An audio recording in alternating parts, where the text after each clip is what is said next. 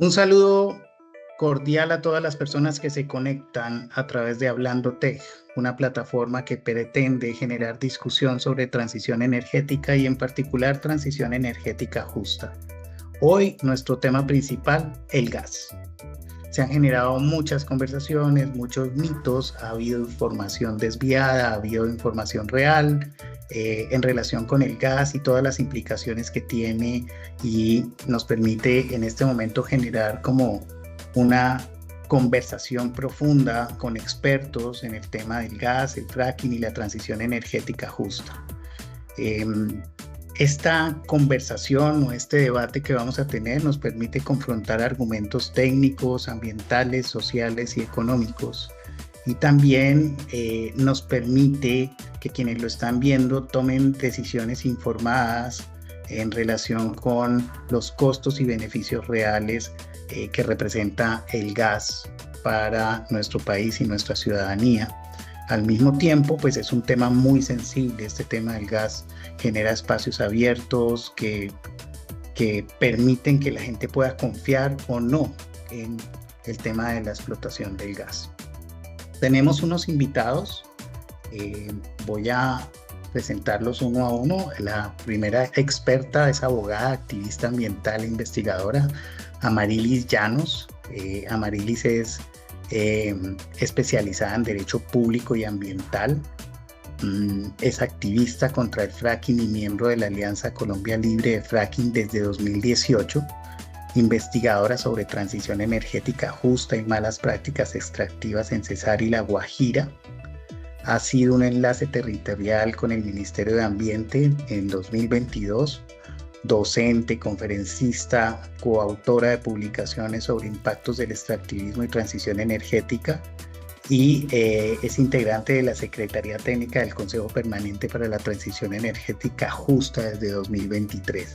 Bienvenida, Amarilis. Muchas gracias, Alejandro. Gracias a este espacio, a la invitación también de Atando Cabos para hablar de un tema que es de interés de todos los sectores. Como pudieron darse cuenta, no soy abogada, ¿verdad? No soy ingeniera, no estoy dentro del grupo de los ingenieros expertos técnicos en el tema, pero todas las discusiones relacionadas con la transición energética justa, con la transición a una matriz energética renovable y a ir dejando atrás los combustibles fósiles, sin duda alguna que es una discusión en la que todos los integrantes de la sociedad tenemos lugar por los profundos impactos que estas actividades representan y que las decisiones que se tomen hoy van a sufrir las generaciones futuras. Así que muchas gracias por la invitación, Alejandro, y a todo el equipo de Atando Cabos. Gracias, Amarilis. Entonces sigamos con nuestro segundo invitado, que es Andrés. Andrés Gómez es ingeniero de petróleos, especialista en energía geotérmica, investigador en crisis climática y transiciones energéticas. Andrés es ingeniero de petróleos, investigador en Sensat Agua Viva en temas de hidrocarburos, justicia climática y transiciones energéticas. Es coordinador técnico de la Alianza Colombia Libre de Fracking y líder comunitario en defensa del agua en ADEC, en Antioquia. Autor, columnista sobre fracking, crisis climática, alternativas energéticas en medios y publicaciones nacionales e internacionales, y es vicepresidente del Acueducto Comunitario ADEC, impulsando proyectos de energía solar y protección ambiental en Marinilla, Antioquia. Andrés, bienvenido. Muchas gracias, Alejandro, por la invitación. Muchas gracias a todos ustedes. Muy interesante la discusión que tendremos ahora. Actualmente me desempeño en la coordinación para Latinoamérica del Tratado de No Proliferación de Combustibles Fósiles. Seguimos con Luis Enrique Tovar. Luis Enrique Tovar es ejecutivo financiero con trayectoria en infraestructura energética y fondos de inversión. Ha liderado asuntos financieros, tributarios y administrativos en temas de concesiones viales y proyectos energéticos. Desde consultoría regulatoria estructuró un puerto energético en el Pacífico con CAPEX, incluyendo regasificadora y plantas de generación eléctrica. Participó en subastas energéticas asegurando capacidad y generando ingresos estimados de mucho dinero anual en el tema de gas, y lideró para TGI proyectos de expansión de transporte de gas en Colombia, Perú y México incluyendo la concesión del gasoducto regional del Ica. Bienvenido, Luis Enrique. Muchas gracias, Alejandro. Un gusto estar con ustedes. Esperamos que el debate sea muy interesante. Yale, muchas gracias. Y finalmente, nuestro cuarto invitado es Mauricio Gómez Machado. Es experto en regulación, estructuración financiera y transición energética con trayectoria internacional, ingeniero electricista con PhD en economía y finanzas, más de 25 años de experiencia en energía, finanzas y cambio climático. Es especialista en estructuración de negocios, regulación de mercados energéticos, integración regional y financiamiento de proyectos sostenibles. Ha trabajado en Europa, África, América Latina, en sectores como petróleo, gas, biogás, carbón, energía solar, eólica e hidrógeno. Es fundador y director de consultoría regulatoria SAS, firma especializada en banca de inversión y mercados energéticos en América Latina. Bienvenido, Mauricio. Gracias, Alejandro. Buenas noches a todos y muchas gracias a Hablandotech por la invitación. Bien, pues nada, entonces arranquemos con esta botada de corriente. Las reglas del juego son unas preguntas generales. Yo voy a dirigirles a ustedes, les voy a dar la palabra. Si quieren intervenir o contrarrestar algún argumento, bienvenido. Levantan la mano y les vamos dando cabida para la discusión. Es un debate muy argumentativo que nos permite mirar diferentes miradas en relación con el gas, la explotación del gas, el fracking y la transición energética. La primera pregunta, ¿consideran ustedes que el gas es el combustible estratégico para la transición energética? Voy a arrancar con Amarilis como para darle la palabra a la mujer del grupo del debate y también para entender un poquito la postura desde la organización que ella lidera, que es Transición Energética, Cesar sin Fracking y sin Gas. Y después les voy a dar la palabra a cada uno de ustedes y podemos después generar discusión. Adelante, Amarilis. Gracias, Alejandro. Bueno, indudablemente que mi posición es que el gas no puede ser considerado como el elemento estratégico para la transición, teniendo en cuenta la evidente contradicción que hay entre el proceso mismo de la transición energética justa y la promoción de una actividad que va a repercutir en alcanzar la meta misma que la transición energética justa tiene. Es decir, el concierto de estados o de gobiernos a nivel mundial señaló que la transición energética justa debía conllevar a una transformación de la matriz energética que implicara ir abandonando los combustibles fósiles y entrar a esas fuentes renovables de energía, o que la matriz se alimentara cada vez más de estas fuentes.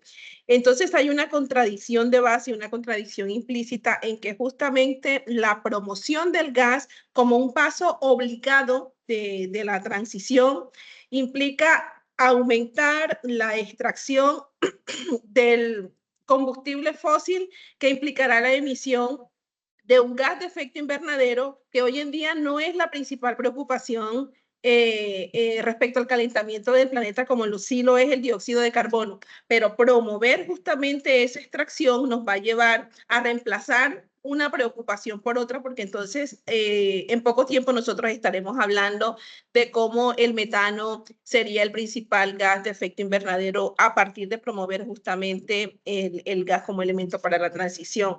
Y en ese sentido, algo que vemos en esa narrativa del gas como elemento para la transición es que se sigue centrando o encerrando en una discusión meramente técnica, es decir, necesitamos producir más energía a menor costo. ¿Para quién? Que es una de las preguntas que siempre ponemos sobre la mesa. ¿Para quién? Porque a nosotros nos dicen esto, que es necesario inclusive superar la pobreza a partir del acceso al gas que se le puede dar a los estratos más bajos y todo esto, pero cuando uno revisa el sistema energético encontramos que quienes más demandan justamente la energía que se produce a partir de los fósiles, la misma industria hidrocarburífera, y es justamente quien más la necesita, y eso implica que esa transición está siendo pensada desde los intereses de la misma industria y por supuesto por eso tiene mucha facilidad en promover alternativas, entre comillas, de transición que les sirve más a ellos, pero realmente a la gran mayoría de la población no le va a permitir ni el acceso, pero en cambio sí seguir sufriendo todos los impactos que conlleva seguir en esta actividad humana de la extracción de los combustibles fósiles. Ya, digamos, en los últimos 200 años la humanidad ha venido extrayendo principalmente petróleo, gas también, pero principalmente petróleo, y lo que estamos haciendo es reemplazar la extracción de un combustible fósil por otro combustible fósil. Eso no es transición, porque nos va a dejar sumido a la vuelta de pocos años con el mismo problema del calentamiento planetario a partir de incrementar la presencia de otro gas de efecto invernadero que tiene la potencia para calentar el planeta 86 veces más en un horizonte de 20 años. Entonces, no, el gas no puede ser, es decir, la solución podría terminar podría terminar resultando peor que la enfermedad, De la entre comillas, que enfermedad. pretendemos solucionar ahora Ok. mismo. Escuchemos entonces a Mauricio. ¿Qué opina Mauricio? Gracias, Alejandro. Mire, yo creo que cuando uno habla de la transición energética, tiene que plantearse la pregunta de transición entre qué y qué. Estamos partiendo de un punto en el que tenemos una matriz energética, no voy a hablar de la matriz nacional, que afortunadamente es bastante limpia, sino una matriz mundial que tiene, digamos, unas bases muy fundamentadas en el consumo de combustibles fósiles. Queremos ir hacia una matriz mucho más limpia, hacia una matriz donde las energías renovables que no tengan esos efectos de emisiones de gases de efecto invernadero sea mucho menor. Ahora, ¿cómo hacemos para llegar de un lado, es decir, de esa matriz que tiene ese componente fósil tan grande, hacia esa matriz que tiene ese componente, digamos, renovable tan limpio? Pues si fuera automático, no estaríamos hablando de una transición, estaríamos hablando de un salto de una cosa a la otra. Ahora, ¿cómo hacemos para poder hacerle frente a esa demanda, para hacer que no vivamos en el paraíso, es decir, sin agua, sin luz, sin internet, sin servicios públicos, sino que podamos, pues, atender esa demanda que tiene la humanidad, esa demanda que tiene el día a día, pues, de todos nosotros, esa demanda que además es la que nos lleva a ese desarrollo económico, la que nos permite poder tener unas expectativas racionales de mejorar la calidad de vida, de, eh, de que los países, especialmente aquellos que están en vías de desarrollo, puedan alcanzar esos mejores y más altos estándares de calidad de vida. ¿Cómo hacemos para eso? Pues tenemos necesariamente que producir energía. ¿Cómo producimos esa energía? Bueno, entonces hay algunos que tienen esa bendición de tener, y seguramente supongo que Andrés va a hablar un poco de esto, de tener acceso, por ejemplo, a fuentes geotérmicas. Fuentes geotérmicas que pueden ser consideradas renovables y que efectivamente no tienen todos esos efectos colaterales indeseados como lo podría tener el gas natural. Pero desafortunadamente no todo el planeta tiene acceso a ese tipo de energías limpias. Algunos podríamos decir, bueno, ¿y por qué no vamos hacia la energía solar? Dice, bueno, pues porque todavía el sol no se lo han inventado de noche y de noche tenemos unos consumos muy importantes. Alguien podría decir, sí, pero hay baterías. Y uno dice, bueno, sí, pero la verdad es que la tecnología todavía no está suficientemente avanzada para que sea accesible a todo el mundo, accesible desde el punto de vista económico y sobre todo desde el punto de vista técnico. O sea, todavía no estamos en ese punto. ¿Qué hacemos mientras la tecnología avanza, mientras los precios de inversión y administración, operación y mantenimiento de estas tecnologías se vuelven, digamos, alcanzables para el común de la población? Bueno, tenemos que buscar algo que nos supla esa necesidad mientras tanto, es decir, que justamente represente esa transición. Y en eso el gas natural, que si bien no es perfecto, yo ahí, digamos, concuerdo completamente con lo que decía Marisa hace un momento, comprende unas emisiones de gases invernadero. Al mismo tiempo, es como el menor de los males. ¿Qué queremos? ¿Queremos seguir quemando carbón? ¿Queremos seguir quemando combustibles líquidos? ¿O mejor buscamos una alternativa que sea bastante más limpia y que de nuevo, pues digamos que implique unos costos y unos precios para la mayoría de las personas que sean accesibles? En ese sentido, pues el gas natural se vuelve una de las opciones preferidas. ¿Por qué? Porque tiene unos efectos de contaminación o de emisión de gases de efecto invernadero que son mucho menores comparado con los otros combustibles fósiles. Segundo, tiene unos precios que pues son, digamos, de nuevo accesibles para la mayoría de la población. Claro, también uno se pone a ver, sobre todo con lo que ha pasado recientemente en nuestro país. Uno dice, hombre, pero ¿cuáles precios baratos? ¿De qué está hablando? Si vemos cada vez que el precio de los combustibles importados cada vez está más alto, etcétera. Pero cuando uno empieza de nuevo a comparar los costos que tiene la generación de energía eléctrica, o los costos que tiene cocinar con ese tipo de tecnologías, o los costos que tiene que la industria funcione con ese tipo de combustibles, son mucho menores que, que su costo de oportunidad, que estaría representado por el consumo de combustibles fósiles. Luego, desde mi punto de vista, en conclusión, el gas natural sí es, Okay. debería ser el protagonista de la transición energética. Ok, voy a ser un poquito más estricto ahora con los tiempos para que podamos tener la oportunidad de que todos podamos hablar y sustentar y después debatir. Andrés, te doy la palabra. Muchas gracias, Alejandro. Pues entonces, decir claramente que el gas no es un combustible de transición, el gas es gas fósil. También es importante comenzar a llamarlo por su nombre, gas fósil. El gas natural es una invención más bien publicitaria de las mismas empresas petroleras que se han encargado de construir un mercado para lo que fue el subproducto de la explotación petrolera por muchísimo tiempo.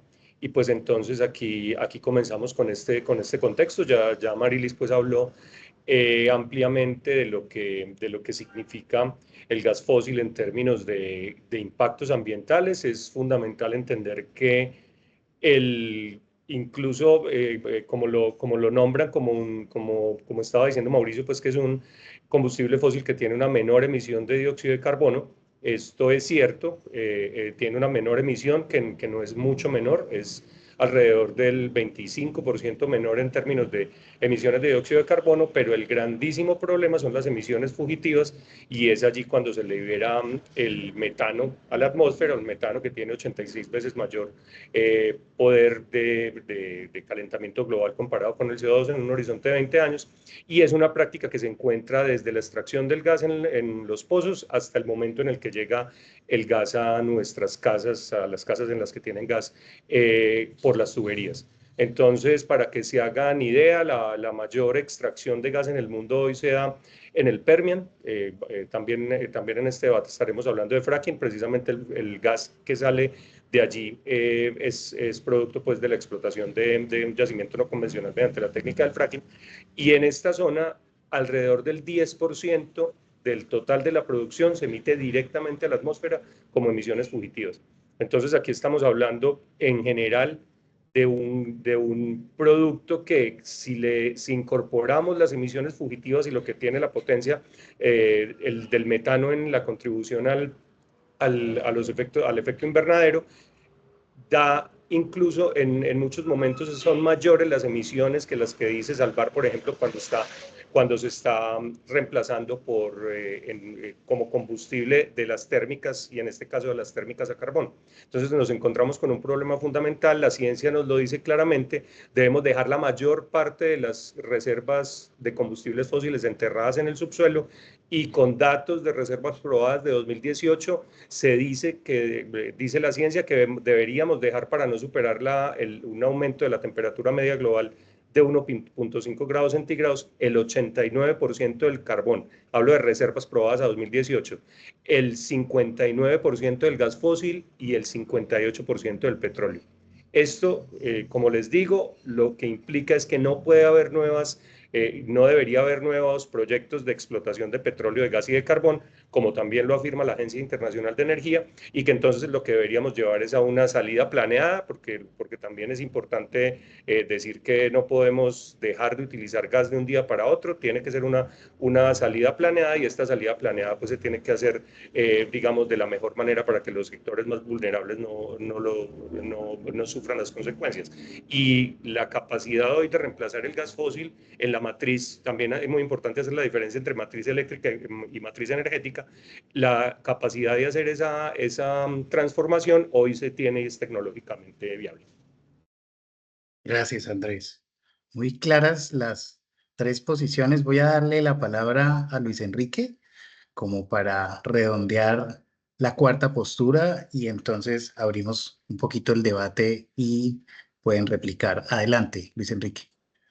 Pues bueno, hay unos temas que si bien estoy de acuerdo con la mayoría de ustedes en que el gas sí es un combustible que tiene emisiones y que de alguna manera contamina y con la expectativa de la transición energética, pero lo que pasa es que hay unos temas técnicos que también hay que pensar, sobre todo en la generación de energía eléctrica. Como decía Mauricio, pues al final nosotros no vamos a lograr solo con tecnologías limpias cumplir con el 100% de la demanda que tenemos hoy en día. Digamos, hay una muy buena perspectiva de que los proyectos fotovoltaicos y eólicos reemplacen una parte, pero no van a poder reemplazar el 100% de nuestra matriz de generación energética, que además hoy, si solo vamos al caso colombiano, es una matriz energética bastante limpia, tiene en los momentos en los que tenemos agua, digamos, podemos estar hablando de algo más del 85% de la generación que proviene del agua, de hidroeléctricas, de gran escala o de filo de agua, pero que pues, estamos más o menos llegando al 85%. Digamos que hay otro tema y es que nosotros en los momentos en los que el agua no es suficiente para generar todo lo que necesitamos, tenemos que pensar en cuál es la solución. Porque si no hay agua y si por algún motivo, pues bueno, porque el sol no sale en la noche y porque los vientos no son constantes en el día, digamos, hay horas de mayor producción de viento, hay horas de mucho menor producción de viento.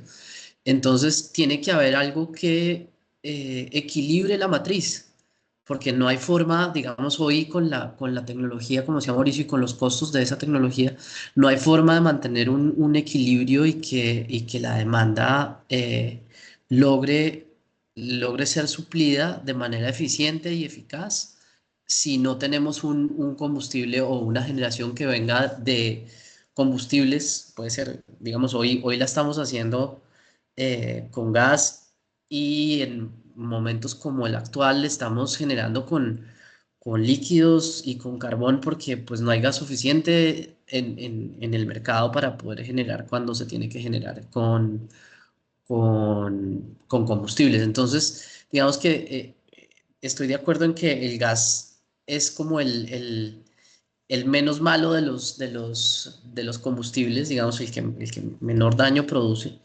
y es el que permite que lo usemos como una forma de balancear el sistema sin dejar momentos en los que no podamos suplir la energía. Digamos que fenómenos como el que pasó en España hace un par de meses, pues digamos, dan cuenta de que es muy difícil balancear un sistema si no es completamente eficiente en el tema, y España está cambiando su matriz de una manera radical hacia los procesos de generación por eólico o fotovoltaico, y pues el sistema se desbalanceó y se salió de línea un muy buen rato, generando un problema gigante para España por este tema. Entonces digamos que tiene que haber sí la transición, tenemos que sí bajar el tema de generación con combustibles, pero el problema es que no hay, en este momento no hay una solución que permita hacerlo de manera eficiente y eficaz, y pues termina siendo un mal necesario para los sistemas no solo en Colombia, sino en el resto del mundo. Ok, vamos a dar momentos de réplica. ¿Alguno de ustedes quiere eh, debatir alguno de los argumentos de los cuatro integrantes? Cada uno tiene 2 minutos para exponer su argumento. Adelante, Andrés. El gas fósil no es el menos contaminante de los combustibles fósiles, podríamos decir que es más bien el más contaminante. Por aquí voy a citar a la Universidad de Cornell, que nos dice que aunque las emisiones de CO2 de la quema del gas son menores que las de la quema de carbón y otros derivados del petróleo, las fugas de metano contribuyen a una huella general de gases de efecto invernadero mayor que para cualquier otro fósil. Entonces ahí nos tiene que quedar muy claro, las emisiones fugitivas y la cantidad de emisiones fugitivas de gas que hay y además que no se tiene ninguna intención para repararlas por lo costoso que pueden ser, generan incluso más emisiones que la quema de carbón. Okay. ¿Alguien quiere debatir? Pues yo estoy de acuerdo contigo, pero el tema es que la comparación no puede ser solo por gases, sino que la quema de los otros combustibles tiene otras contaminaciones asociadas, como todo el material particulado que viene de esa generación, y que termina siendo también no solo nocivo para la atmósfera, digamos, sino nocivo para las comunidades que están cercanas a las plantas de generación. Entonces, pues ese digamos que estoy de acuerdo en que puede ser el que más contamina de un lado, pero los otros hacen mucho daño a las comunidades que están cercanas. Entonces, hay que buscar ese equilibrio entre cómo se genera cómo se suple esa necesidad de tener generación con combustibles, con una mezcla que sea la más eficiente y la que menos contamine, pero claramente no podemos abandonar de un día para el otro los combustibles, porque pues muy probablemente nos vamos a apagar, y ese es digamos, es el peor escenario de todos, porque pues Okay. eso va en contra del desarrollo económico de las comunidades y de la calidad de vida de la gente, y bueno, muchas otras cosas. Entonces, pues tiene que ser una cosa equilibrada para que Gracias, logremos Luis. mantener nuestra economía funcionando. Pues yo quisiera solo traer a colación un tema que muy poco se menciona respecto a la promoción del gas como elemento para la transición, y es que estos no son unos proyectos sencillos en términos ni de tecnología ni de inversión. Es decir, promocionar el gas implica realizar unas altas inversiones en términos de estructura, de infraestructura, todos los gasoductos, toda esa red que implica, entre otras cosas, impacto para las comunidades, pero decir que el gas sería por un corto tiempo es un sofisma, porque que si uno hace una inversión tan cuantiosa, y cuando estamos hablando de eso, hablamos de sacar justamente recursos que pueden ir para esas comunidades de las que hablaba Luis hace un rato, para invertir justamente en una infraestructura, que eso no se va a utilizar ni por 10 ni por 20 años, sino mucho más tiempo, y eso es lo que nos lleva es a que nos estacionemos en varias décadas justamente en el gas, con todos los impactos que mencionaba anteriormente. Y este tema, esa es una opción, pero la otra opción es que, bueno, digamos que nos vamos a quedar por poco tiempo en el gas mientras tenemos todas esas condiciones para una matriz renovable. Pero entonces eso conllevaría a que toda esa inversión que se hace en términos de infraestructura, y yo creo que esa es como la opción menos viable para un gobierno en términos de política pública, y sobre todo en un país altamente vulnerable en términos socioeconómicos. Pero la otra opción entonces es que sería utilizado por un corto tiempo, y entonces entraríamos al tema de los activos varados. Es decir, una gran inversión que el país ha hecho en una estructura, en unos activos que después no van a ser utilizados, entre otras cosas, porque la situación del planeta va a seguir empeorando, y esta urgencia de ir dejando los combustibles fósiles, y estoy de acuerdo con lo que dijo Luis, creo que Andrés lo mencionó también en su intervención, en el sentido de que no se está diciendo que es que de un día para otro ya no vamos a usar los combustibles fósiles y particularmente el gas. Se sabe que vamos a seguir allí pero seguir promocionando el gas implica tener que invertir en esa infraestructura, tomar de los recursos que necesitan otros sectores justamente para allí, y el alto riesgo de que queden esos activos varados para el país, o segundo, entonces quedarnos estacionados varias décadas en ese fósil que es el gas justamente. Yo recuerdo que hace unos años, tal vez uno de los principales rubros en la estructura de costos de Ecopetrol tenía que ver con el hospital de quemados, específicamente con niños quemados. Cuando Colombia no había entrado, digamos, no había adoptado en su dieta el gas natural. Estamos hablando de antes de la década de los 90, por ahí. En ese momento el gas natural era como el ñame, eso solo se consumía en la costa atlántica. El resto del país no tenía gas natural, con una excepción muy pequeña en Neiva y algo cerquita a Barranca Bermeja. Si uno tenía gas en su casa, lo que tenía en realidad era GLP y corría todos, una vez al mes más o menos, detrás de un camión con una campana para poder tener con qué cocinar. Los hogares que no tenían ese privilegio tenían que cocinar con cocinol y era pan de todos los días ver niños quemados con cocinol.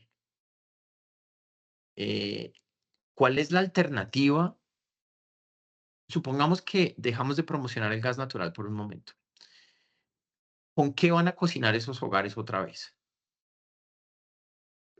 Supongamos ahora que vamos a abandonar el gas natural vehicular, el gas natural como un combustible para mover vehículos. En ese sentido ¿y entonces con qué los vamos a mover? ¿Con gasolina?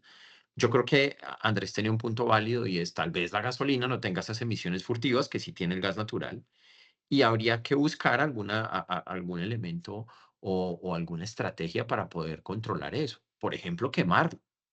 Es mejor quemarlo que dejarlo ir al medio ambiente. En eso estamos completamente de acuerdo. La cantidad de emisiones pues, del metano son mucho mayores que las del mismo CO2. No sabía que tenía en mi cabeza que eran 25 veces más. Hoy Andrés nos contaba que era un poco más de 80 veces más. Pero bueno, y mi otra pregunta, y tal vez es más directa para Marilis, es la mayoría de la Tienes el tiempo infraestructura, medido. gracias, ya 30 segundos más, la mayoría de la infraestructura eléctrica, de gas, perdón, en términos de redes, ya está construida. Es más, la mayoría ya está depreciada. Vamos a asumir que no se trata de una inversión que se va a quedar varada, sino que es una inversión que ya se depreció, ya se utilizó. ¿Y ahora qué? ¿Qué propones? ¿Con qué, digamos, atendemos esa demanda energética que tendría nuestro país particularmente o en general el mundo? Esas eran las preguntas que quería plantearles a mis compañeros. Ok, entonces eso me lleva a mí como a entender en este debate que hay dos posiciones. Creo que Luis Enrique y Mauricio están como en una postura digamos, de apertura a que el gas tenga una viabilidad todavía en este ejercicio que llamamos transición energética, y Andrés y Amarilis tienen una postura en la cual se plantea que no es ambientalmente sostenible y que tampoco pues, puede ser la única solución para el tema energético. Voy a hacer una pregunta para Luis y Mauricio y me gustaría que después de que Mauricio y Luis Enrique contesten, puedan debatir con Amarilis y Andrés. Y después haremos unas preguntas para Amarilis y Andrés y podrán debatir Mauricio y Luis Enrique. La pregunta es, voy a hacer dos preguntas en una. La primera es, 3 minutos, por favor. ¿Puede el gas extraído ser considerado un combustible puente hacia fuentes renovables? ¿Sí o no? ¿Por cuánto tiempo? Y la segunda pregunta, ¿se puede garantizar, ojo la pregunta, que la extracción de gas a través del fracking no afecte o impacte de manera negativa a los ecosistemas en los territorios? Adelante, ¿quién quiere contestar primero? Vamos con Luis Enrique. Bueno, yendo a la primera, pues yo pienso que puede ser, digamos, el gas es probablemente el combustible elegido para hacer el camino a la transición. es muy probable que sea un tema que se mantenga en el tiempo hasta que haya una tecnología que pueda reemplazar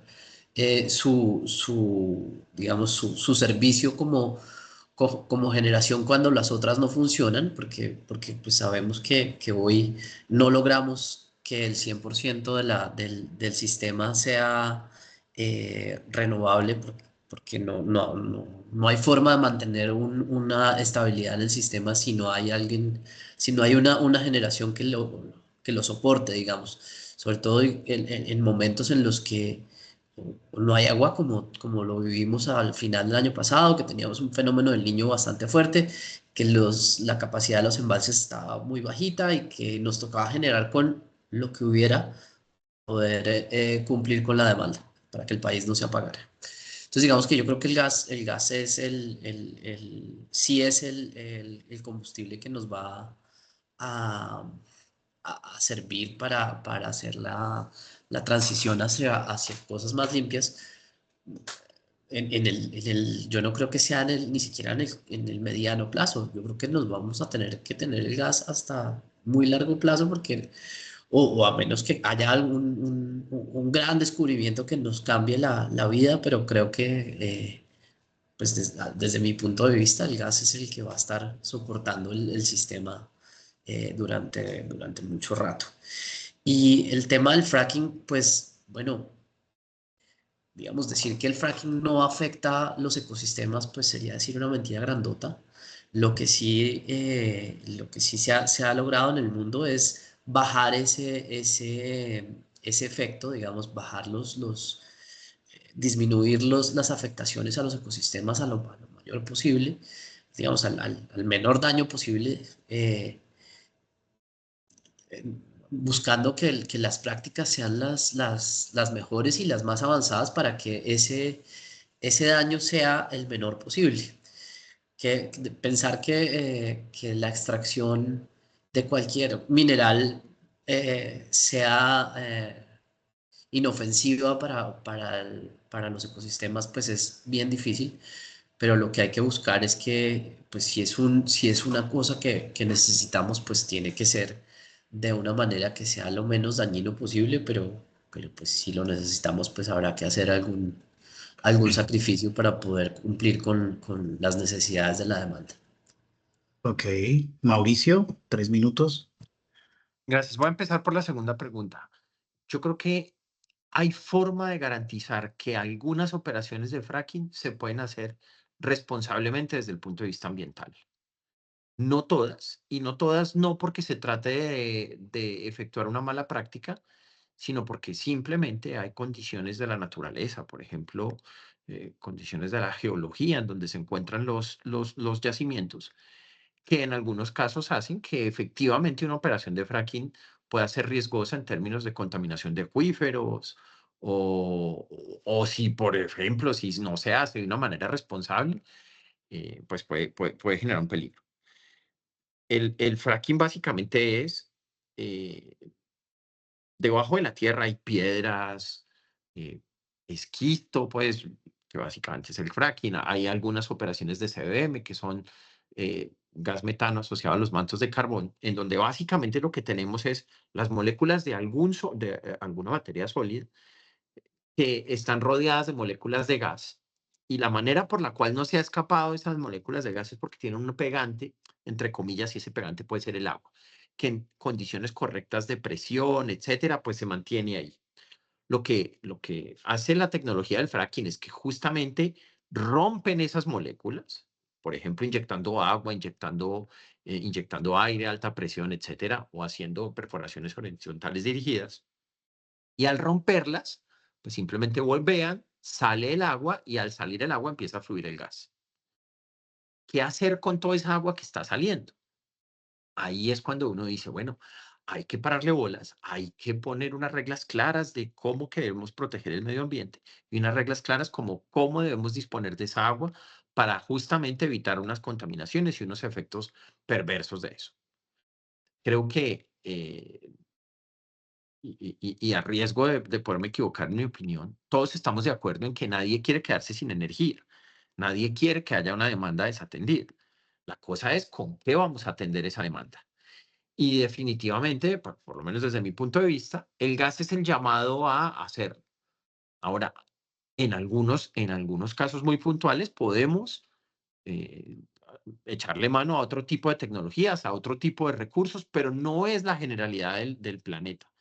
El gas tiene la particularidad de que se puede transportar, se puede exportar, no necesariamente, digamos, se puede extraer y pues en todos los casos, y ahí ya para irme a la primera pregunta, pues el gas siempre va a terminar siendo un gas extraído. Entonces, que lo extraigamos en el territorio nacional o que lo hayamos importado, en cualquier caso, incluso en el importado, pues se extrajo de algún lado. Entonces, pues digamos que siendo coherente un poco con la opinión que expresaba desde la pregunta anterior, considero que el gas natural efectivamente tiene un rol importante en la transición, efectivamente tiene que ser una cosa transitoria, es decir, paulatinamente tiene que desaparecer Ok, y, pues la respuesta es que sí, sí, sí tiene ese rol el gas extraído. ok. El momento para debatir, Amarilis, Andrés, ¿quién quiere contrarrestar estos argumentos?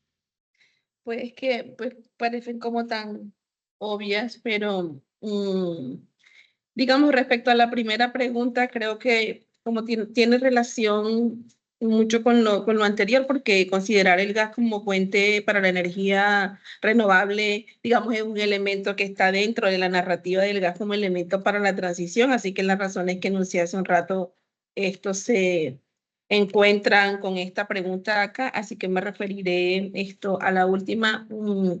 Y bueno, desde la lógica en la que comprendemos la técnica del fracking, la respuesta es apenas obvia. Y Mauricio señalaba algo que es muy cierto con respecto a la implementación o la operativización de la técnica del fracking.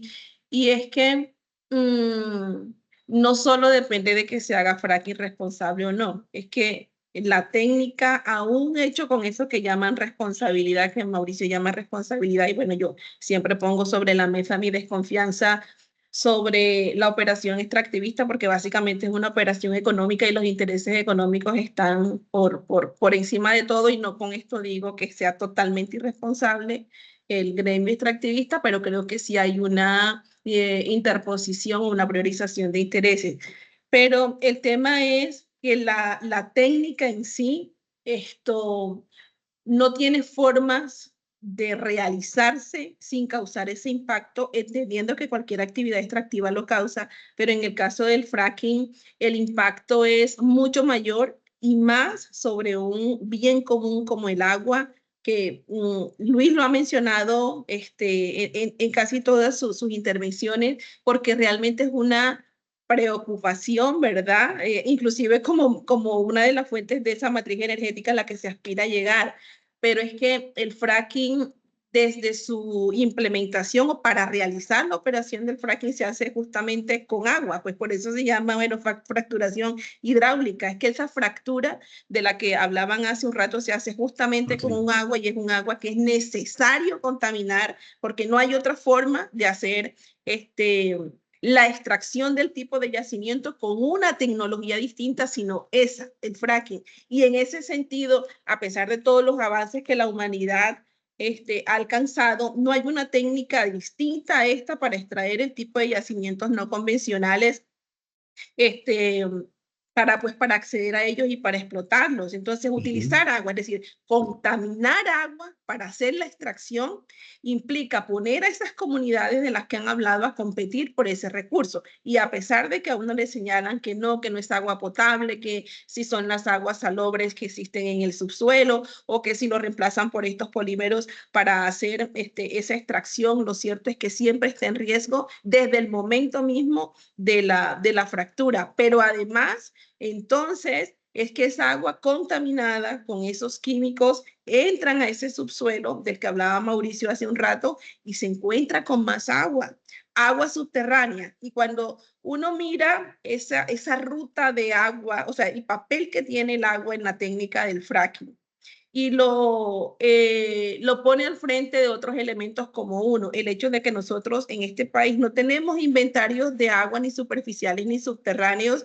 Yo creo que el de superficiales no llega al 10% y el de subterráneas al 3% o un poco más. Okay. Entonces, ¿cómo vamos a cuidar ese bien común que no conocemos en toda su dimensión por una técnica como el fracking que necesita irremediable del agua para ser utilizada?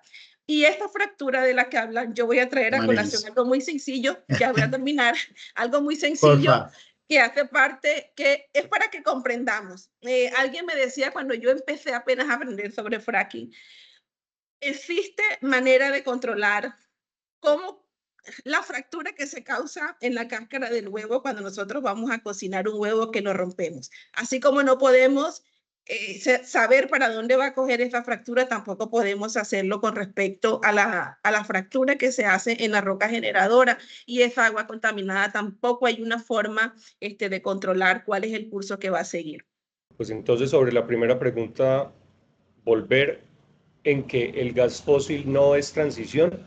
El gas fósil, más bien continuar con su explotación, es acelerar los efectos de la crisis climática que cada vez estamos sufriendo de mayor manera.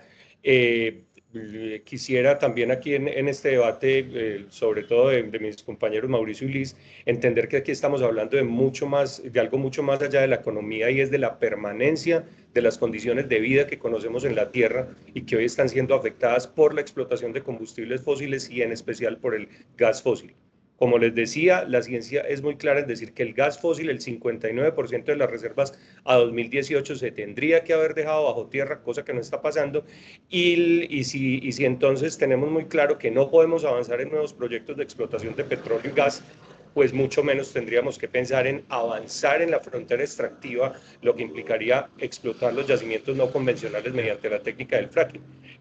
Creo que sobre el fracking hay bastante confusión.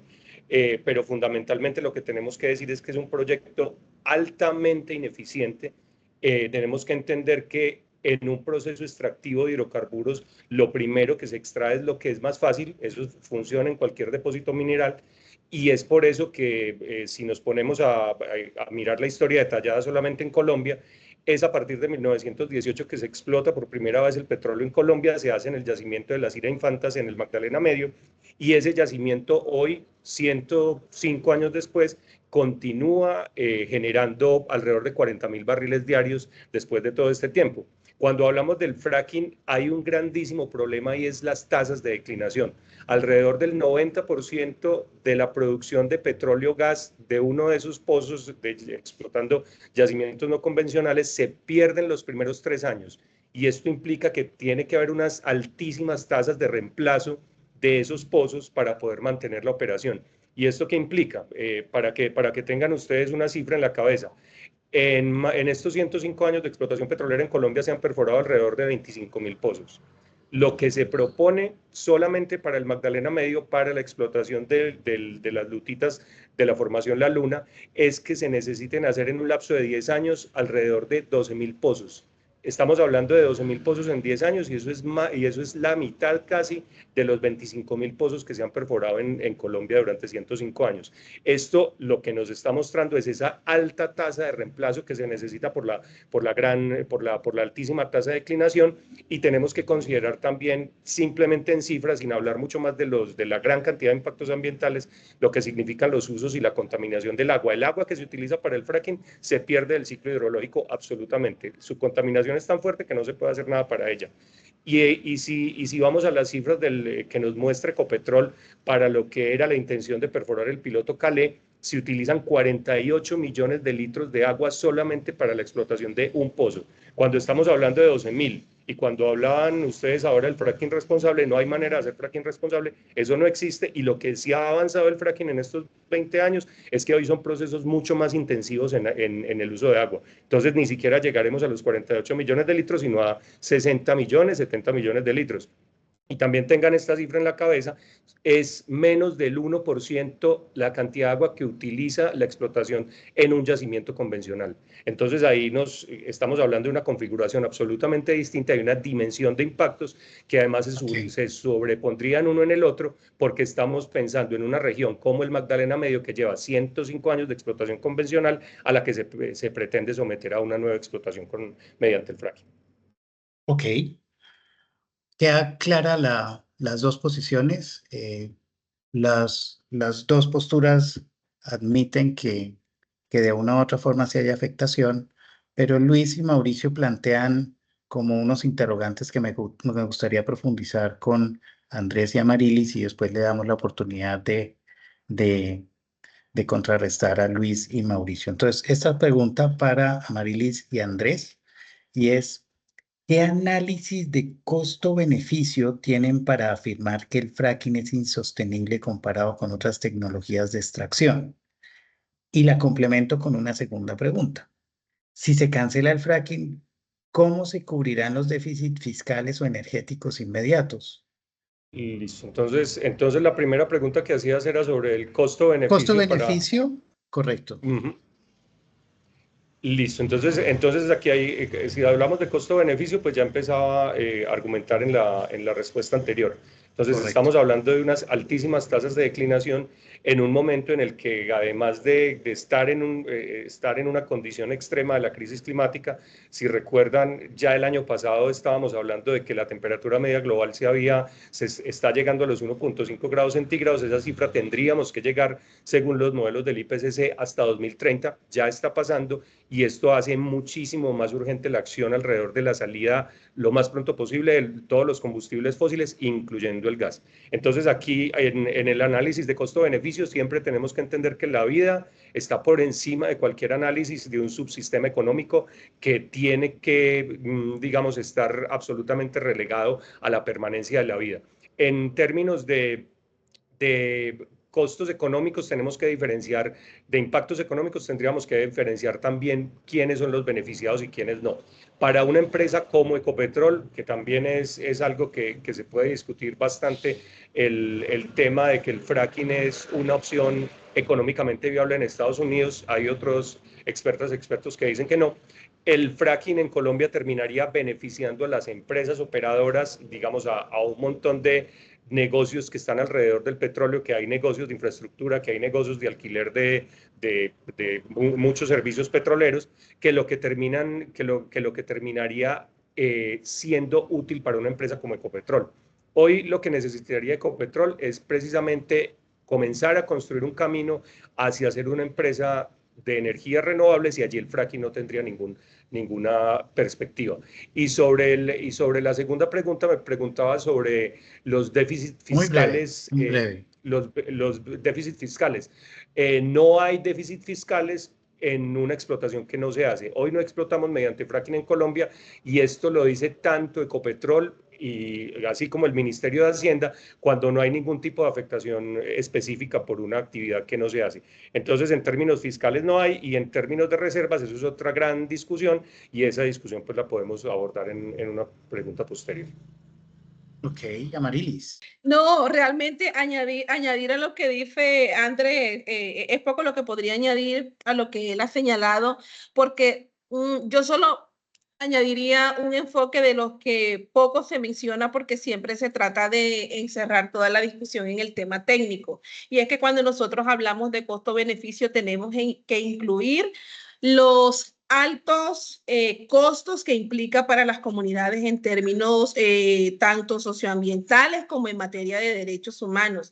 Y es que esta técnica representa para las comunidades en donde están, y de eso hay evidencia científica por los casos de vaca muerta en Argentina y también en Texas, en referencia a lo que implica para una comunidad la contaminación de su agua, el hecho de que se enferme con diferentes enfermedades su ganado, que se enfermen sus cultivos, que pierdan sus cultivos.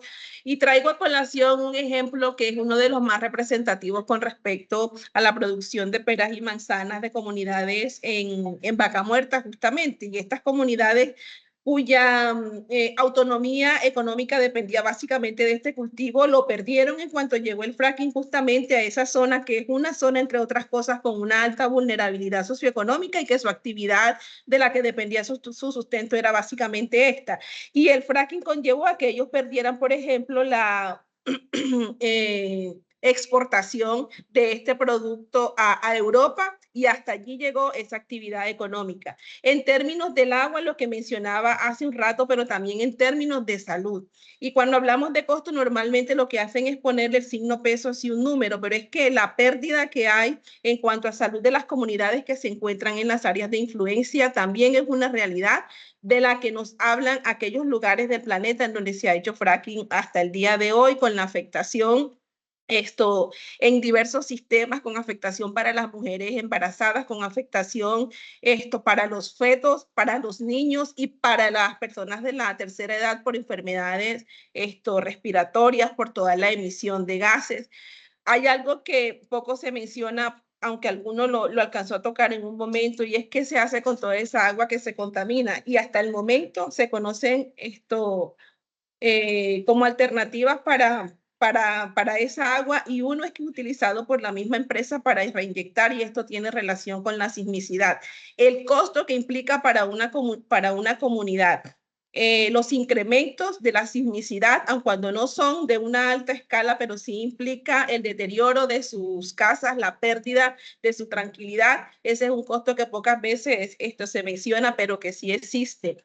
Y con respecto al agua, una alternativa es la reinyección del agua, pero la otra es un depósito, enterrándolo, o el depósito de esa agua altamente contaminada, inclusive con reactivos, con elementos radiactivos que quedan expuestos al aire libre, con toda la contaminación que implica para el aire que respiran justamente esas comunidades que se encuentran allí asentadas. Okay. Cuando uno revisa esa relación costo-beneficio entre la comunidad que sufre los impactos y el dinero que puede generar, o la energía que se puede generar a través de esta técnica de energía extrema, definitivamente allí hay un desbalance.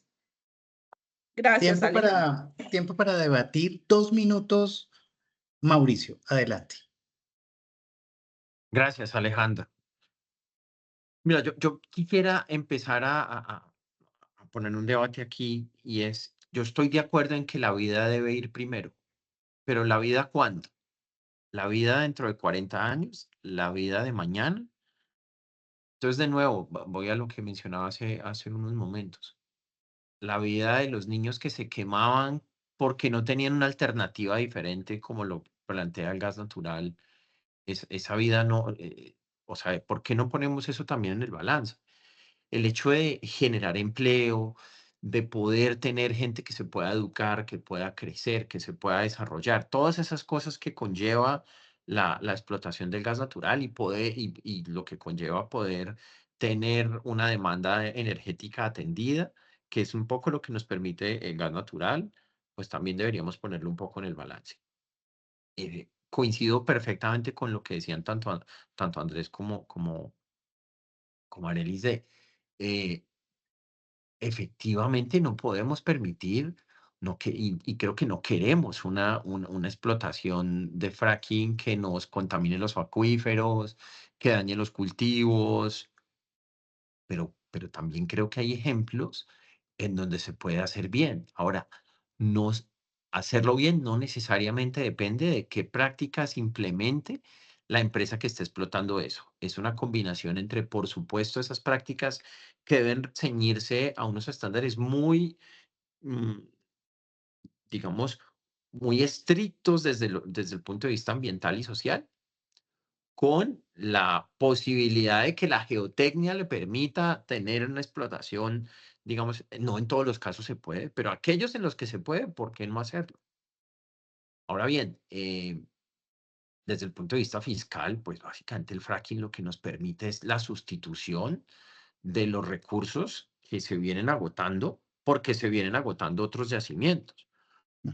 Lo vemos hoy en día en Colombia, en donde la producción de gas natural está en una clara declinación, y asimismo está los ingresos fiscales que eso produce. Eso al final pues, nos va a dejar un déficit que podría ser sustituido por una explotación de de esta naturaleza.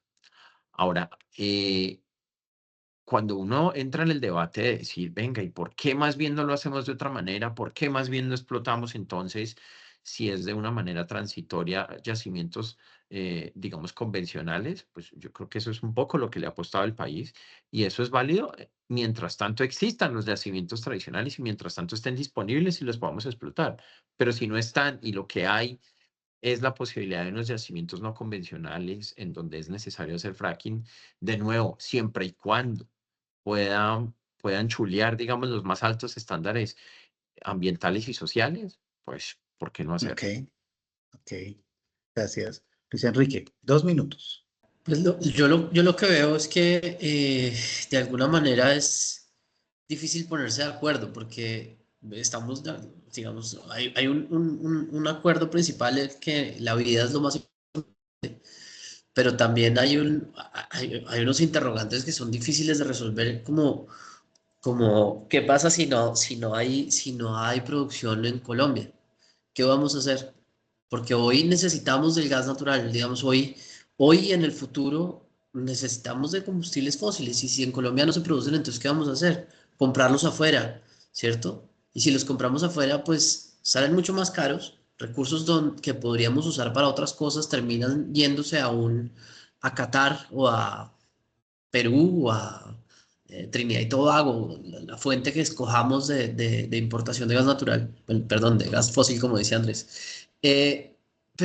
Pero al final terminamos, digamos, hoy ver el reemplazo en la matriz energética y en el consumo energético del país, reemplazar el gas natural, pues se ve bien complejo, digamos, porque, como dice Mauricio, pues hoy cocinamos y nuestra calidad de vida ha mejorado una cantidad y nuestros riesgos en los hogares han mejorado una cantidad gracias a que existe el gas y que hemos podido masificarlo.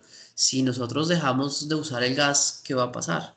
Entonces, digamos que encontrar un punto medio entre extraer o no extraer, o hacer fracking o no hacer fracking es una cosa muy difícil. Digamos que pues lo que se ha visto es que, ok, no hacemos fracking, pero entonces nuestra producción de petróleo y de sus derivados y de gas natural, pues ha declinado. Entonces, pues la única consecuencia clara de eso es que esa declinación la tenemos que reemplazar con algo y ese algo es notablemente más caro que si lo produjéramos en Colombia. Entonces, pues es difícil, es difícil encontrar un punto medio, Sí, pero lo que sí sabemos es que pues vamos a seguirlo usando y no tenemos hoy un sustituto que sea igual de eficiente y económico como es el gas natural. ujú. Entendiendo un poco los argumentos de cada uno de ustedes, me surge una pregunta que está asociada al tema de la línea de tiempo.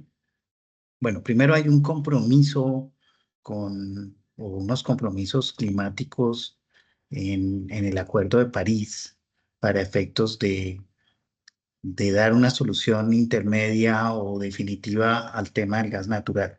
Me surge la pregunta entonces de ¿qué marco de tiempo consideran adecuado para que el gas, convencional o no, deje de ser parte de la matriz energética? Estamos hablando de transición energética en un marco o en una línea de tiempo.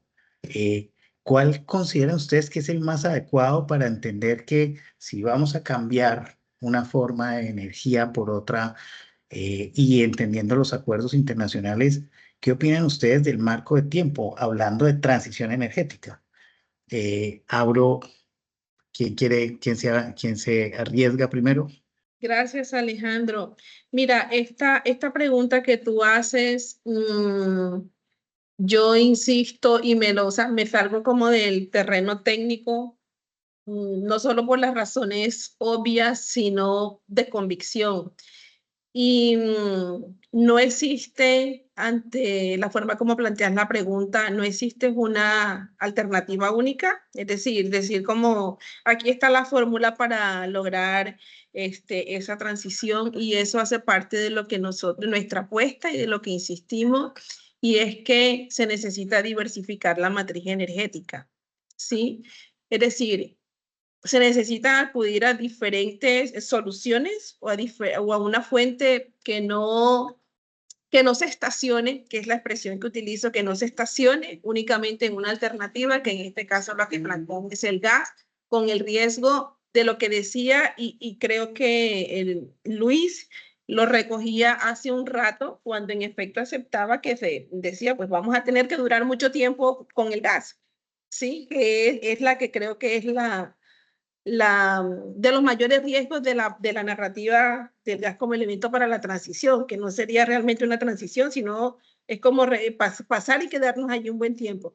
Pero indudablemente que se necesita una diversificación de la matriz energética que conlleve a la transformación o a la electrificación de sectores como el transporte, como el tema de la construcción, esto de viviendas y los elementos que dentro de una vivienda exigen justamente la energía, no pensando que únicamente en el gas, o sea, podemos encontrar la alternativa menos mala, sino todo este tema de la electrificación, pero pasando también la discusión por el tema de no solo necesitamos producir más energía porque somos una sociedad súper consumista, que así es, que no estamos pensando en disminuir nuestra demanda energética, sino que se está aumentando. Y yo creo que dentro de las discusiones de fondo sustanciales que debemos darnos es justamente cómo hacemos para disminuir la demanda energética, que yo creo que es de lo que menos se habla,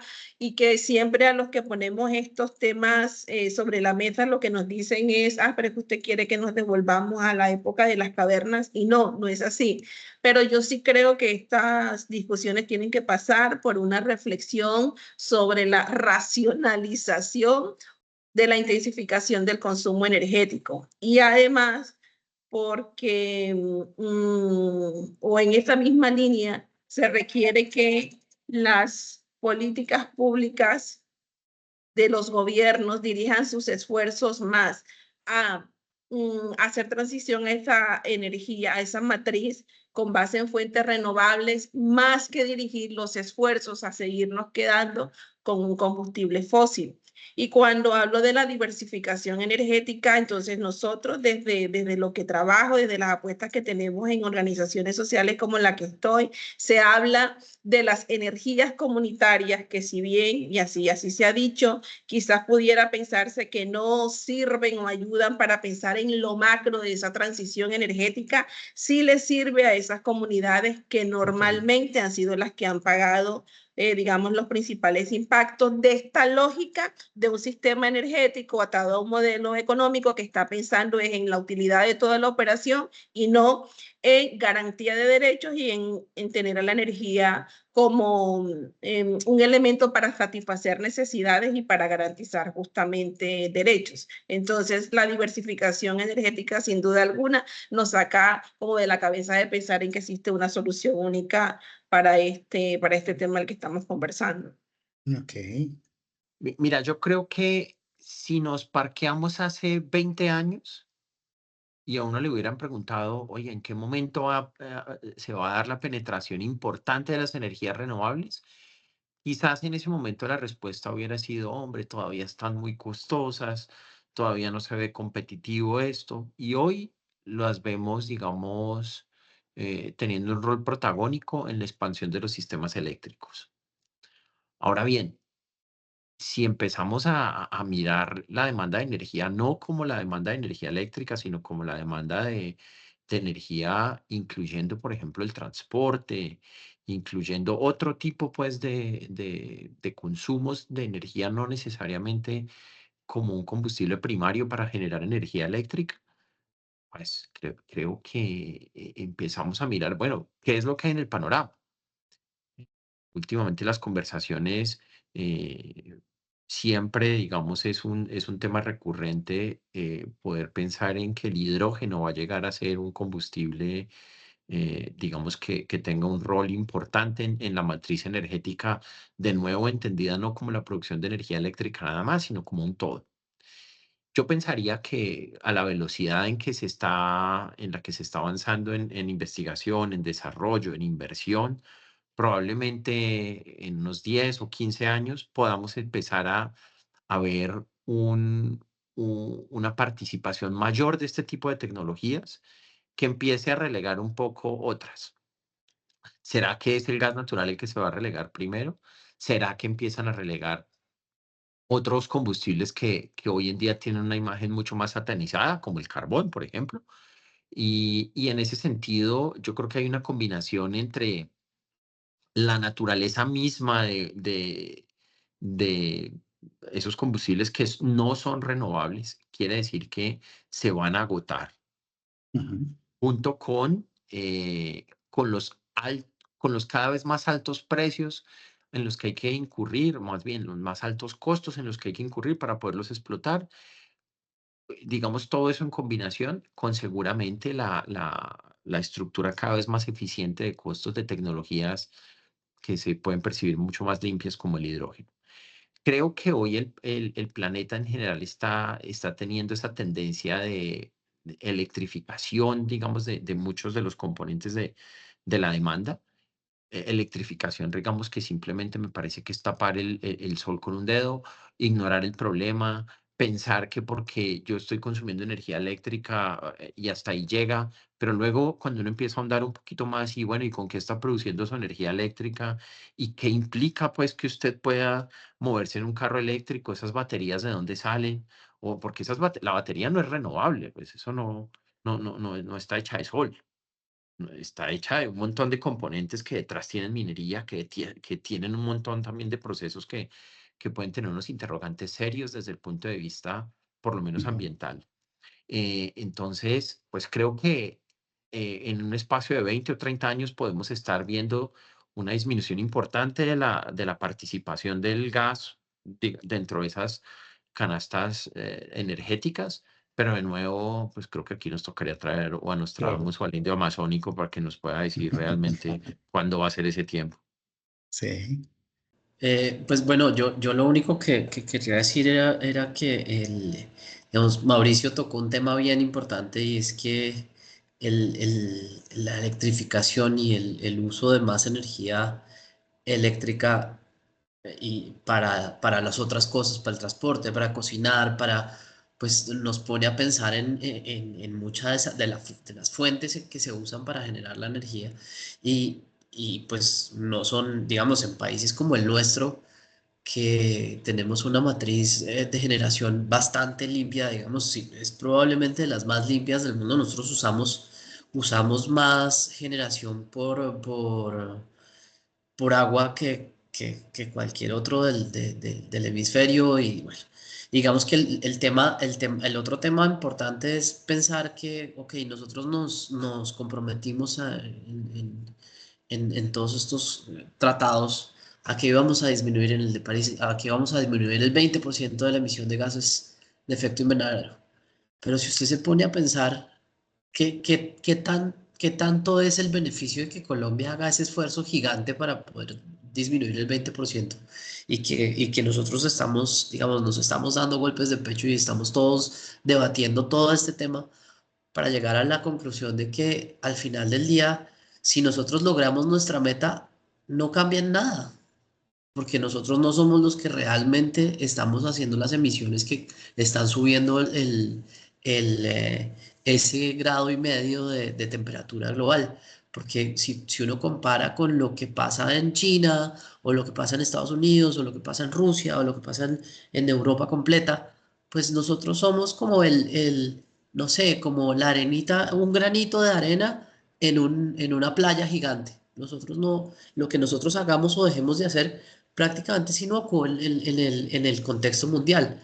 Estamos de acuerdo en que hay que discutirlo, estamos de acuerdo en que hay que tratar de ser más eficientes, pero al final del día, pues nuestros esfuerzos pueden ser casi cero comparados con a los que realmente debíamos obligar a firmar estos tratados que al final no los firman, pues deberían hacer el esfuerzo y no nosotros, porque pues nosotros somos de verdad tenemos una matriz bastante limpia, no solo en el tema de la generación, sino que en el consumo, pues nosotros no consumimos la cantidad de combustibles fósiles que consume el mundo. Nosotros consumimos pues el mismo tamaño de nuestra economía. Nuestra economía es una economía pequeña, entonces pues digamos que sí hay que hacer la tarea, pero al final del día pues es el mundo el que tiene que hacer el esfuerzo más grande y nosotros, países como el nuestro, que tenemos una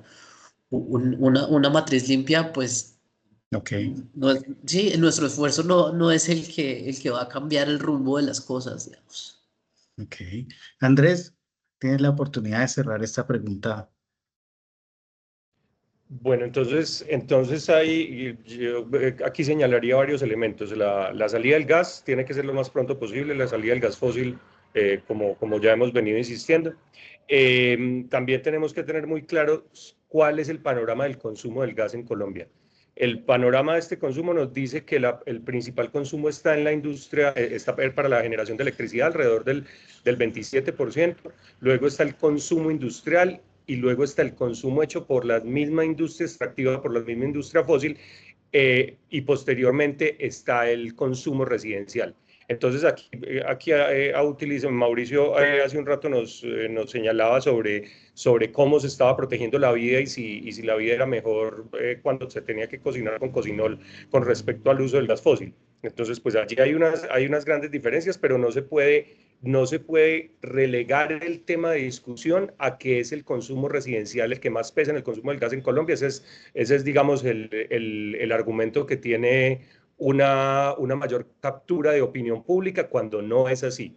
Es el consumo termoeléctrico de las termoeléctricas y es el consumo industrial de la misma industria del petróleo y el gas. Entonces esto nos pone en un panorama absolutamente distinto y quiero continuar con lo que estaba ahora señalando Luis Enrique sobre cómo no somos importantes en términos de emisiones, entender muy bien que aunque esas emisiones sean pequeñas, nosotros somos uno de los países más vulnerables a la crisis climática, a los efectos de la crisis climática, y la atmósfera desafortunadamente no conoce de fronteras. Al mismo tiempo, somos un país que así el gremio petrolero nos indique que se tiene petróleo y gas, pues la geología nos dice una cosa completamente distinta, solamente tenemos el 0.5% de las reservas probadas de petróleo y menos del 0.05% de las reservas probadas de gas.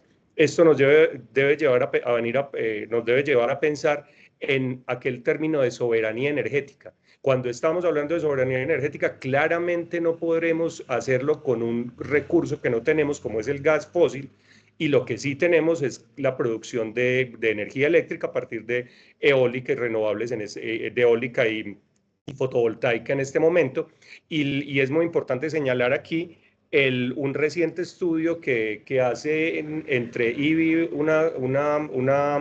un tanque de pensamiento uruguayo, Polen, una organización colombiana, y la Universidad de los Andes, en los que con una simulación en la que solamente se toca el esquema de salida del mercado, la estructura en la que se oferta y demanda energía eléctrica en Colombia, y con la simulación de 1000 puntos, digamos, meteorológicos diferentes, nos dicen que se puede hoy hacer toda la generación eléctrica en Colombia con energías renovables, con una entrada de eólica y con una entrada de fotovoltaica, y teniendo la generación hidráulica funcionando como una especie de batería. Estos primeros estudios de simulación nos dicen que sí es absolutamente posible, y allá hay una estructura entonces de cómo se afectan los consumos de gas. Hay unos consumos que evidentemente son mucho más difíciles, y esos consumos podrían hacer extender las reservas pocas que tenemos en el país, pero entonces aquí estaríamos atacando la generación eléctrica, que es el mayor problema. Cómo afrontamos la generación por la explotación misma de hidrocarburos, pues tenemos que abandonar ese sistema, esta condición del extractivismo. Y en términos de soluciones residenciales, hoy tenemos unas muchas más eficientes, como son todo lo relacionado con la cocción con inducción, por electricidad por inducción, y otros usos de la energía solar, como son la solar térmica, que nos puede ayudar en usos de calentamiento de agua, que son unos en los que está el gas natural hoy presente. Pues mucha información le permite a muchas personas que vean este debate entender la problemática, pero también las diferentes formas de enfocar soluciones. No quisiera irme de este debate, tengo muchas más preguntas, pero quiero profundizar en la última pregunta y quiero respuestas muy rápidas, por favor, respuestas de 1 minuto para poder cerrar nuestra sesión. Y tiene que ver con la transición energética justa. La transición energética justa. ¿Qué es la ciudadanía? ¿Qué rol puede jugar en esta toma de decisiones sobre la transición, sobre el fracking? Y cómo se da también, no solamente en la toma de decisiones, que no sea un tema netamente institucional o gubernamental, sino que la ciudadanía, las comunidades puedan tomar decisiones, pero también cómo se modifican los modelos de gobernanza participativo, local, el uso de las regalías, el control ciudadano. ¿Cómo ven ustedes el tema de la transición energética justa en relación con el tema del gas? Es una pregunta un poco amplia, pero me gustaría que pudiéramos ser concretos. 1 minuto, por favor, y le doy la palabra a Marilis. Ya, ahora sí. 1 minuto, Alejandro, te preguntaba. Bueno, 2 minutos cada uno para que cerremos. Bueno, indudablemente si tú preguntas eso, yo te podría decir, bueno, las comunidades deben informarse, deben conocer más sobre la transición energética justa y bueno, una respuesta un poco más formal. Pero yo insistiré en que una de los procesos de participación más efectivo e incidente que yo conozco respecto a la transición energética justa es la apuesta por las energías comunitarias, indudablemente, porque contienen no más que participación, es construcción propia, construcción con conocimientos técnicos y tecnológicos propios y porque es un proceso que viene inclusive mucho antes de que nosotros empezáramos a hablar de la transición energética justa. Y 2 elementos más que quisiera mencionar es uno, que cuando la transición nosotros la delimitamos únicamente en el terreno energético, eso no nos permite ver otros aspectos que son igual y sustancialmente importantes tocar. Y es que, claro, si este informe de crudo transparente que hicieron con varias comunidades y su percepción que tenían sobre la necesidad o no de extraer gas en territorios como el Golfo de Morrosquillo, por ejemplo, había mucho énfasis en señalar los que decían que sí, en que era necesario por los recursos que genera y por los empleos que genera. Entonces, claro, en poblaciones empobrecidas es mucho más factible que la gente esté, entre comillas, abierta a que haya este tipo de proyectos que les traen todos esos tipos de impactos que he mencionado, pero mientras no exista una superación de la pobreza, mientras no existan alternativas productivas para comunidades empobrecidas, pues por supuesto que inclusive se verá mucho más la necesidad de hacer estos proyectos y no solo por el tema energético, porque sabemos que las poblaciones que están asentadas en torno a proyectos de extracción de fuentes de energía, en este caso fósiles, muchísimas no tienen acceso a energía como sucede aquí en el Cesar. Y el último elemento que quisiera mencionar, y ahí sí me perdonan, pero es que creo que fue Mauricio quien hizo una pregunta, ¿qué tanto es el beneficio de disminuir el 20% de la emisión? Y quiero poner sobre la mesa, porque es que para responder esta pregunta se mira solo una cara. Y la cara es, bueno, ¿cuál es a Colombia realmente pues disminuir este porcentaje con el peso que tenemos en emisión de gases de efecto invernadero al planeta, pues no es nada. Pero para las comunidades que ven empobrecida y desmejorada su salud, que ven la transformación del uso de su suelo con su vocación agropecuaria para estos proyectos extractivos, la contaminación de sus aguas superficiales y los acuíferos, el hecho de que encuentran mayores barreras para acceder al agua y, por supuesto, el calentamiento del ambiente, el impacto que hay en esa disminución, compañeros, que no se siente tanto a nivel macro en un país, sí se siente la no existencia de estos proyectos en el mejoramiento de las condiciones de vida de estas poblaciones o en la no transformación de sus condiciones de vida, poniendo sobre la mesa con lo que empecé y es este tema del empobrecimiento de esas comunidades. Gracias. Okay. Luis Enrique. Pues digamos que el tema se vuelve muy complejo porque la transición energética justa es bien compleja, manipulable y el tema del el beneficio pues como se ha visto en casi todos los proyectos en Colombia, las comunidades, si bien se deberían, o sea, los proyectos están obligados a entregarle unas contraprestaciones a las comunidades, terminan las comunidades siendo manipuladas y los beneficios siendo recibidos por unos terceros que se benefician del tema, digamos. Sería, si los procesos de- que benefician a las comunidades de verdad beneficiaran a las comunidades y no a unas pocas personas, sería una cosa bien interesante, porque si una comunidad, digamos, las comunidades que hoy no están interconectadas a la red de transmisión de energía, son comunidades que generan su energía por unas pocas horas y con una planta de diésel que es la que les da, la que les da la que les genera la energía que consumen.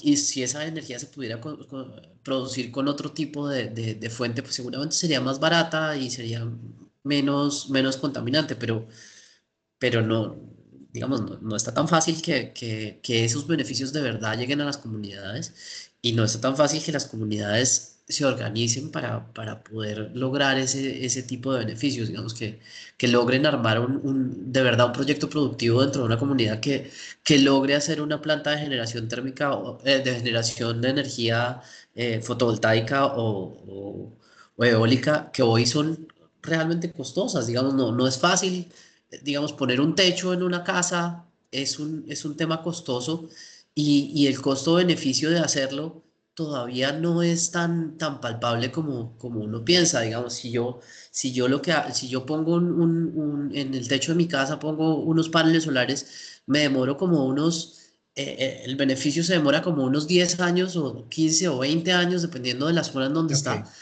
en poder remunerar ese panel y que sea de verdad un beneficio para la comunidad. Entonces, no sé, es bien complejo pensar Ujú. en esa transformación justa. Ok, Andrés. Bueno, lo primero es insistir en que tanto el discurso del gas fósil como el de la explotación mediante fracking son narrativas gremiales. Aquí lo que se pretende es que el mismo gremio petrolero que ha sido el causante, pues el que está en el centro de toda la crisis climática, continúe con el mismo esquema de ganancias, apropiación de ganancias que ha habido siempre. Entonces esto me parece muy importante decirlo en términos de lo que sería una transición justa. Y precisamente la transición justa tiene que ser salir de los fósiles y Amarilis pues, se refería a esto anteriormente, cómo tenemos que empezar a entender la diversidad energética como como el camino más atractivo y esa diversidad energética que se da a diferentes escalas. El el gas fósil tiene hoy bastantes maneras de poderlo reemplazar en la mayor parte de sus usos. Tenemos que empezar a construir unas transiciones que vayan mucho más allá de lo tecnológico, en las que entendamos digamos, en primera medida nuestra misma relación con la energía. Yo creo que aquí hay un punto fundamental, es a partir de entender visibilizar nuestras relaciones con la energía, la que nos permite transitar hacia sociedades postpetroleras, que es finalmente el objetivo que tendríamos que tener para preservar la vida, porque, insisto, esta es una discusión no económica, sino es una discusión de preservar la vida. Y entonces, con estos elementos digamos, en la mesa, tendríamos que entender que no hay una sola transición, son transiciones, tenemos que hablar en plural, y el principal constructo de la transición es un cambio cultural, no es el cambio tecnológico, sino el cultural. Y es allí entonces donde tenemos una infinidad de soluciones que pasan, como también había mencionado antes Amarilis, por unas condiciones distintas de consumo de energía, por no pensar en que mientras el planeta Tierra tiene unas condiciones específicas, cerradas en términos de materiales y abiertas en términos de ingreso de energía, no podemos comparar esto con un sistema económico que es un constructo social nuestro humano y que entonces nos está planteando el crecimiento infinito como el único camino que podemos atender. En estos elementos, entender la diversidad de las soluciones que tenemos que aplicar, está el camino hacia las sociedades postfósiles. Ok. Mauricio. cerremos contigo esta pregunta. Mira, yo creo que hay que remitirse un poco a qué quiere decir que sea justa. O sea, la mayoría del planeta puede emitir, puede contaminar, pero a la hora en que algunos pueblos como el nuestro necesita desarrollarse y ahí sí hay que pararle bolas a la parte energética y ahí sí tenemos que nosotros incurrir en esos costos. Déjenme, yo pongo un ejemplo que de pronto es muy trivial y perdón si no aplica exactamente para lo que estamos hablando. Miren, uno podría decir que es mucho más sano la dieta mediterránea y comer carne con olivos y con tomates y con una dieta mediterránea. Entonces, prohibamos comer pasta y comer frijoles, por ejemplo, porque por alguna razón, suponiendo que la pasta y los frijoles vienen a ser un poco el gas natural. Entonces uno dice, sí, efectivamente es mucho más sano producir con renovables. ¿Y quién paga eso? ¿Dónde está la justicia a la hora de repartir los costos? ¿Dónde está? Entonces, ¿a qué nos vamos? Ok, no vamos a poder hacer fracking, no vamos a poder, prohibamos el gas porque hay que proteger la vida y tal. Yo creo que, y por supuesto, y por favor no tomen como si yo estuviera ridiculizando eso, porque creo que tienen razón en el fondo. Pero y entonces, y mientras tanto, ¿qué? ¿Con qué producimos la energía? No, que el hidrógeno va a llegar, sí, perfecto. Y mientras llega, ¿qué? No tenemos derecho a desarrollarnos, no tenemos derecho a ocupar la energía. ¿Será que solamente tenemos derecho a tener energía al mediodía, que es cuando está la solar, y el resto del día qué? Entonces, y eso lo que genera es una cosa que es todo lo contrario a ser justo. Empieza a generar unas brechas más grandes, a generar una disparidad aún mayor, y es si no podemos acceder a esa energía, que es lo que hoy en día está, digamos, accesible, que es barato, entonces, ¿qué? Nos vamos a ver cada vez más pobres, cada vez más alejados de aquellos que sí pueden tener acceso a la energía. Y ahí es cuando yo digo, y ser cada vez más pobres se parece a estar cada vez más enfermos, a tener menos acceso a la educación, a tener menos acceso a la salud, a tener una calidad de vida supremamente deteriorada en Okay. comparación a quienes sí están pudiendo acceder. Este tema, lo hemos visto hoy en este debate, genera muchas posiciones, muchas posturas. Esperamos que la audiencia que nos va a acompañar para ver este programa pueda opinar, llevarse su propia idea y su propia opinión. Nos encanta poner sobre la mesa el tema de transición energética. Hoy se lo dedicamos al gas. Le agradecemos mucho a nuestros 4 panelistas, a Marilis, Andrés, Mauricio, Luis Enrique, por haber compartido su conocimiento, por haber ayudado a generar ideas que permitan que las personas puedan tomar una visión, una perspectiva sobre el tema y nada, pues invitamos a la audiencia a nuevos capítulos de debate para poder seguir profundizando en los temas de transición energética y transición energética justa. Muchas gracias a ustedes y por favor pasen una buena noche y descansen. Gracias por la Gracias, invitación. Hasta Alejandro. luego. Buenas noches a todos. Gracias. Muchas gracias. Gracias, hasta luego. Hasta luego.